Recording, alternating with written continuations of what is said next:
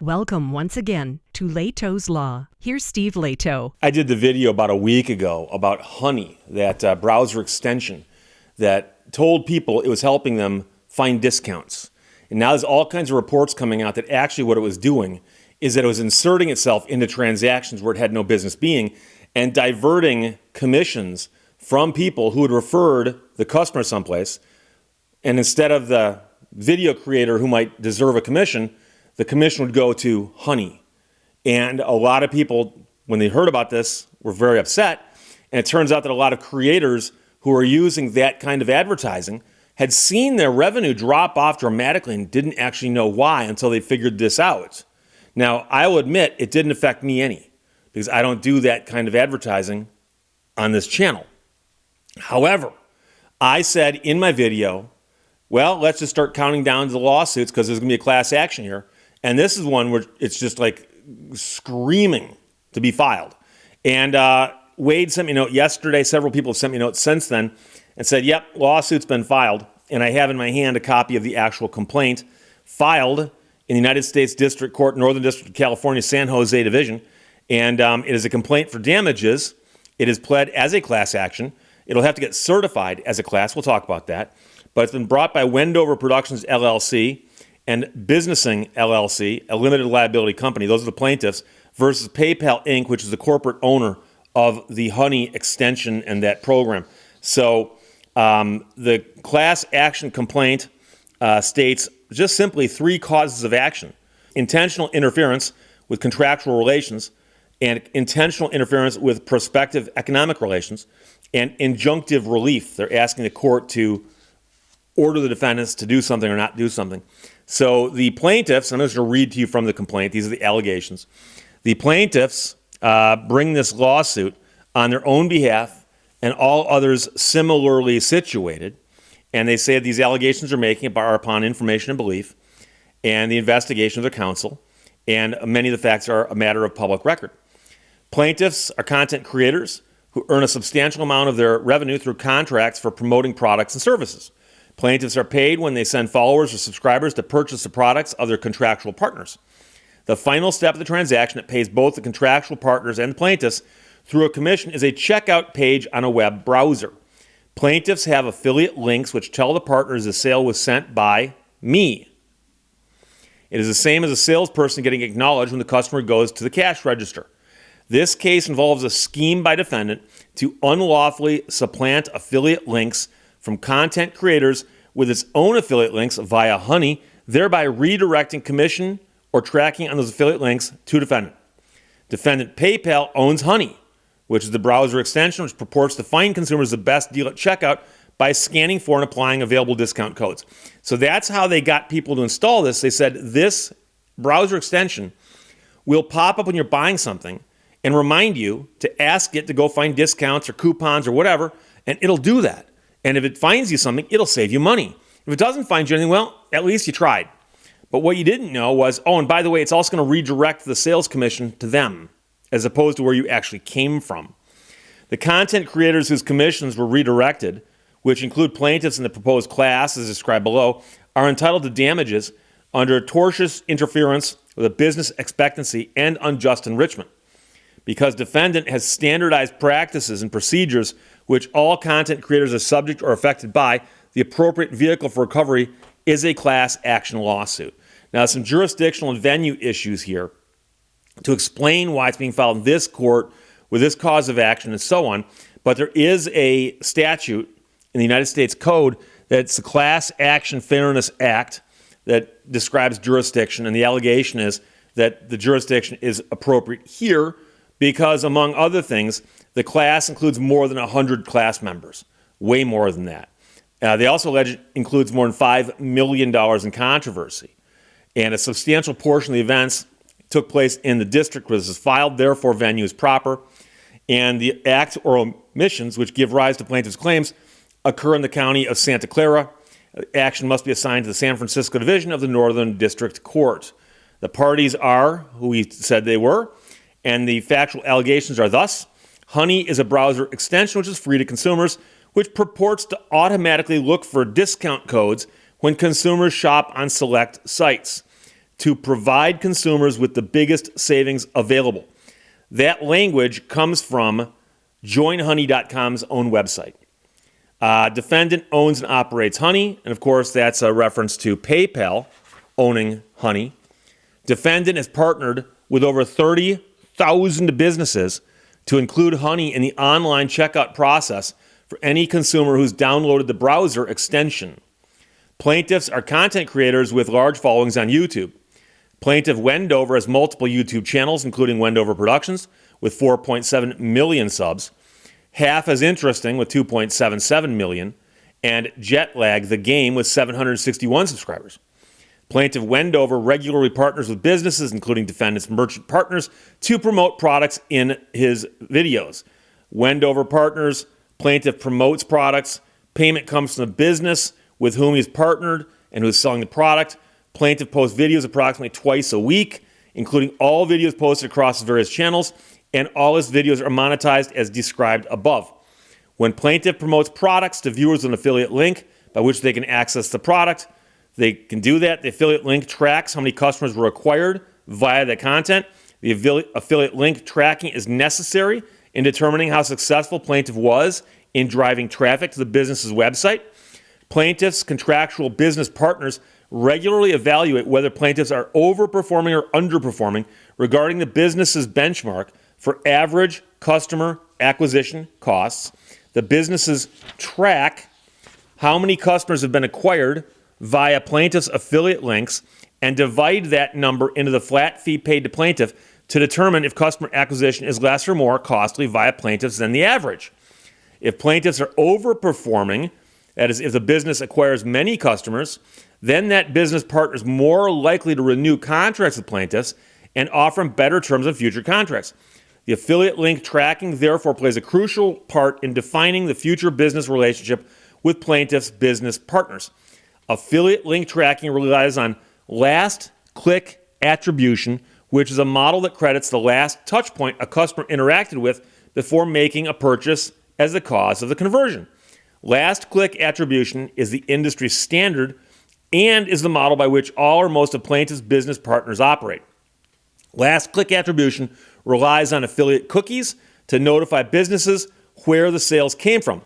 Plaintiff businessing runs a similar operation, and I'm not going to go through that, but all of these things happen to all these people the same way, and that's how class actions work.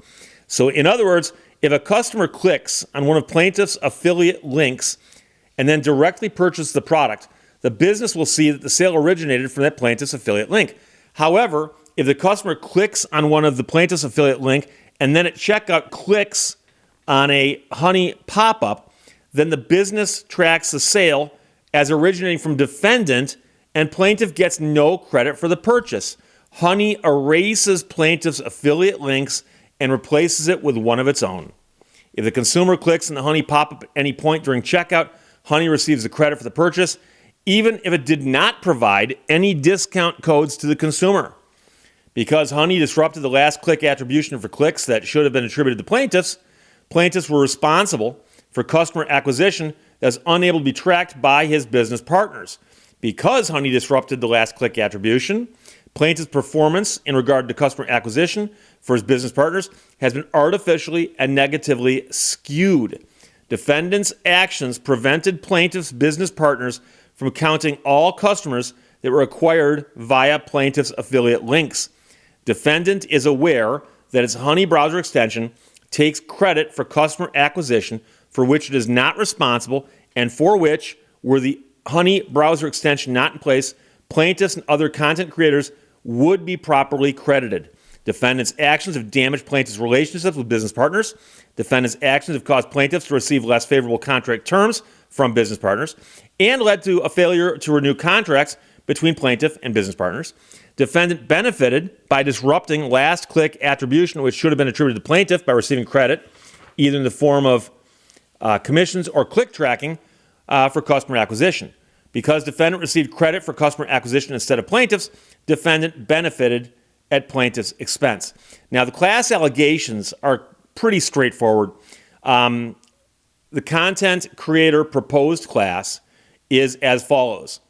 All persons who, from December 29th, 2022 to the time of class certification, contracted with any business to promote a product service and provided to consumers an affiliate link that led consumers to a checkout page which incorporated the Honey browser extension.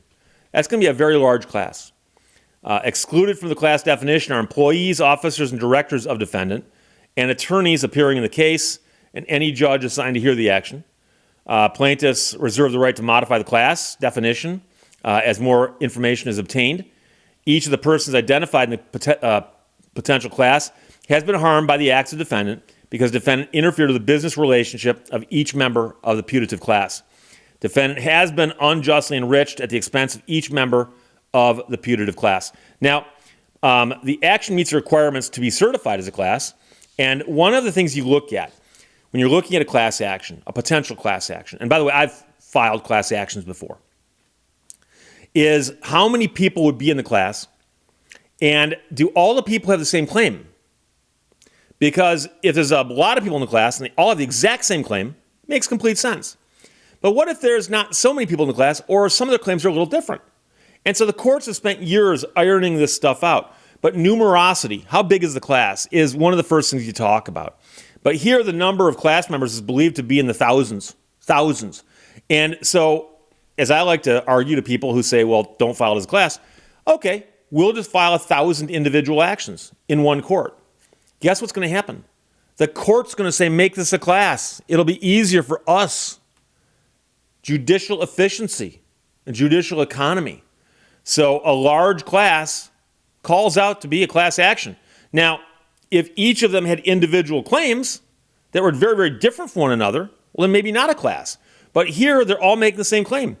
Honey interfered with the checkout process of people who came to my site or saw my video and clicked because of me. So common questions of law and fact. There are common questions of law and fact raised in the complaint which predominate over any questions affecting individual class members. And by the way, there's a lot of case law on this also.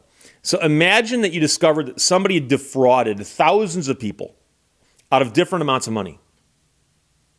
So you say, on the one hand, the fraud was the same as to each and every one of them, in my example. But the amount of damages is different. The courts have said that a class action is still appropriate if the only difference is the amount of damages. In other words, you can certify the class, you can actually settle the class and say we're going to settle it and calculate damages later. The amount of damages is not that big of a deal between parties, so as to say these got to all be tried separately. So there are common questions of law and fact raised in the complaint which predominate over questions, such as, did defendants' policies and practices effectively steal attribution from members of the class? Did defendant profit from customer acquisition, which was generated by members of the class? Did defendants' actions in stealing attribution damage the relationship between defendants' merchant partners and members of the class? Whether the defendant intentionally damaged the relationship between defendants' merchant partners and members of the putative class. And then typicality. Plaintiff's claims are typical of the claims. So when someone steps up and goes, I want to file a class action, I want to be the class rep. I want to be the person who represents this class and takes it through. You've got to be a typical class member. That's extremely important, okay? And then also, besides the fact that your claims are typical, you've got to actually have the wherewithal and the ability to pursue it. They refer to that as adequacy. And then superiority is the fact that the class questions and issues are more important than whatever might be different about these things from one to the other. And they allege they've got that. They're also seeking injunctive and declaratory relief. Defendant has acted on grounds generally applicable to the putative class, thereby making final injunctive relief and corresponding declaratory relief with respect to the class appropriate on a class-wide basis. Moreover, plaintiff alleges that defendant's practices in stealing attribution, as complained here, are substantially likely to continue if an injunction is not entered. So they're asking a court to order Honey to stop doing this. So the first cause of action is intentional interference with contractual relations. This is a tort that exists in most states. It's often referred to as intentional interference with a business contract or tortious interference with a business contract. And so think of it this way.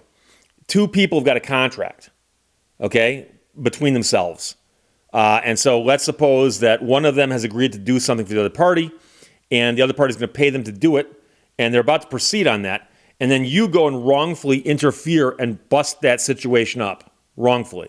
And I'm not going to get into examples here, but the parties that would have benefited from that contract before you busted things up can sue you for interference if it was tortious interference with a business relationship or contract.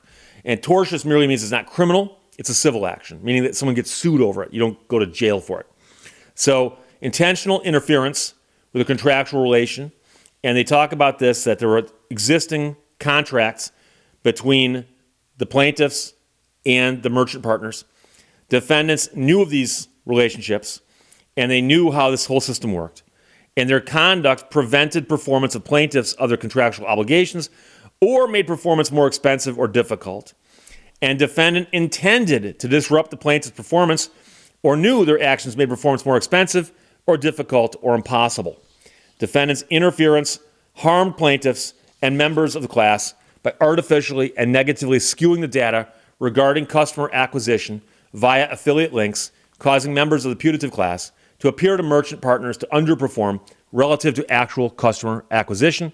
Defendant's conduct was a substantial factor in causing plaintiffs and the class harm.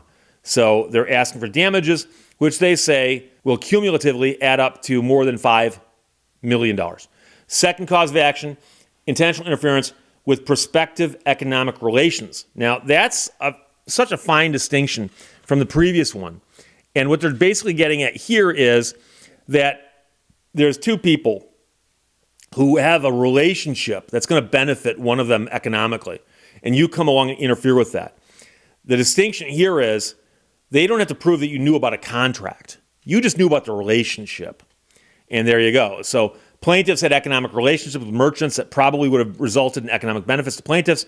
Defendant was aware of that. Defendant's conduct, as described above, was wrongful. By engaging in the conduct, defendants intended to disrupt the relationships and or knew that disruption was certain or substantially certain to occur. Plaintiffs' relationships were disrupted and so on. And they say that adds up again to over $5 million in damages. And then the third cause of action, and by the way, this is an extremely straightforward and efficient complaint. The entire complaint is 13 pages long. I've seen lawsuits involving less complicated matters that are 50 pages long. So a 13-page class action of this size, this is pretty short. Third cause of action, injunctive relief. Plaintiffs, on behalf of the whole class, seek injunctive relief prohibiting defendants' policies and practices as described here. And they give a case that cites that an injunctive relief is appropriate. They also point to the Federal Rules of Procedure 23b2 that says that.